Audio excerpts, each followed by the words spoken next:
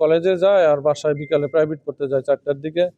তো সেরকম আজকেও গেছে প্রাইভেটে। আমরা বাসায় ছিলাম না, আমিও ছিলাম না, আর আম্মু ছিল না। আমি একটা মিলে কাজ করি।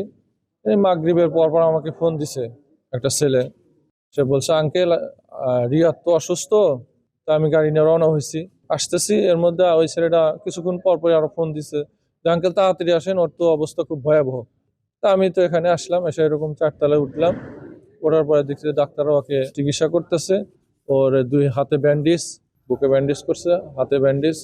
এমন অবস্থা যে ও আমাকে আর চিনতে পারতেছে না। আমি ওর বাবা, আমাকে চিনতে পারতেছে না।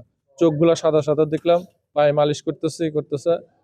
কেউ বলতেছে রক্ত লাগবে, সিস্টাররা ইনজেকশন দিতেছে, এরকম নানান অবস্থা দেখলাম। কিছুক্ষণ পরে এসে আমাকে বলতেছে যে, আপনি কি হন?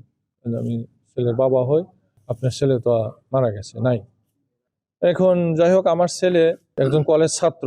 তো এই ছেলে যে দিবালোকে এইভাবে ওকে এরকম হত্যা করা হইলো, আমি এর দৃষ্টান্তমূলক শাস্তি চাই সরকারের কাছে।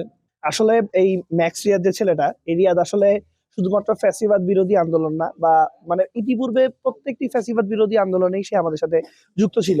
সেই হিসাবে সে বৈষম্য বিরোধী ছাত্র আন্দোলনের নবগঠিত কমিটির একজন সদস্য ছিল। আসলে ও এত একটা কাছের ছোট ভাই ছিল। ও খুবই শান্তশিষ্ট।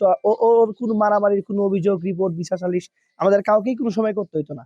তো আজকে বিকালে ওরা যখন সিএনজির ভিতরে বসেছিল, ও আর ওর বন্ধু যখন আড্ডা দিচ্ছিল, তখন আমরা দেখতে পাই যে ধানবান্দির কিছু ছেলে পেলে যারা ইতিপূর্বেও বারংবার প্রায় 1 মাসে 5-7 বার আমাদের ছোট ভাইদের সাথে মারামারি করছে, দেশীয় অস্ত্র নিয়ে মহড়া দেওয়া, প্রত্যেকটা বিষয় তারা সোচ্চার ছিল। তো আজকে আসলে সিসিটিভি ফুটেজ আমরা সেটাই দেখতে পাই, এত বড় দেশীয় অস্ত্র নিয়ে তারা আগে আসছিল, আগে এসে সেরে আমাদের খুব কাছের ছোট ভাই রিয়াদকে এইভাবে কুপিয়ে হত্যা করছে প্রকাশ্যে। আসলে তীব্র নিন্দা প্রতিবাদ তো আমরা জানাবোই, পাশাপাশি কালকে আমরা এটা নিয়ে আন্দোলন বিক্ষোভ করবো একটি।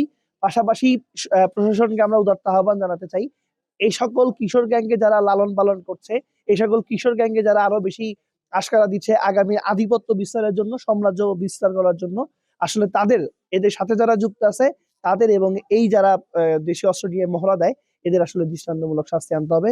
রাস্তায় প্রাইভেট পড়তো, প্রাইভেট পড়ে বের হয়েছে। ওদের সাথে কি হয়েছে এটা তো আমরা ভালোভাবে জানি না। বের হওয়ার পরে ওরা 4-5 জন, হয়তো ওদের লিড দিচ্ছে হচ্ছে যুবরাজ, শৈশব, ছত্রাক, এরা হিসাব পিছন থেকে ও গাড়ির ভিতর সেন্দির ভিতর বসে ছিল। প্রাইভেট পড়ে মাত্র বের হয়েছে, তখন পিছন থেকে এক চ্যাংরা এসব বার্মিজ দেয়, এখানে 2টা ফ্যাস দেয়, আর এক চ্যাংরা চাইনিজ কোরাল তার পিঠের উপরে একটা কোপ দেয়, তখন ও কোপ খায় ওখানে পড়ে যায়।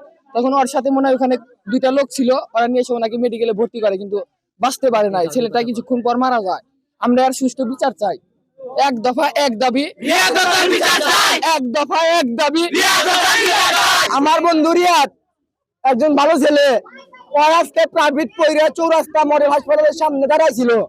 ধানবান্দির কিছু পোড়া বানাইছে, তাকে নিকৃষ্ট ভাবে কোপায়া, বুকের ভিতরে বার্মিজ ঢুকায়া, রক্ত বাই কইরা এর নিকৃষ্ট ভাবে হত্যা করছে। আমরা এর চূড়ান্ত বিচার না পাওয়া পর্যন্ত রাজপথ ছাড়বো না। এক দফা এক দাবি, যে পর্যন্ত না রিয়াদের খুনিদের ফাঁসি না হবে সেই পর্যন্ত আমরা সংগ্রাম চালিয়ে যাব। আর দেখবো আমাদের কারা আটকায়।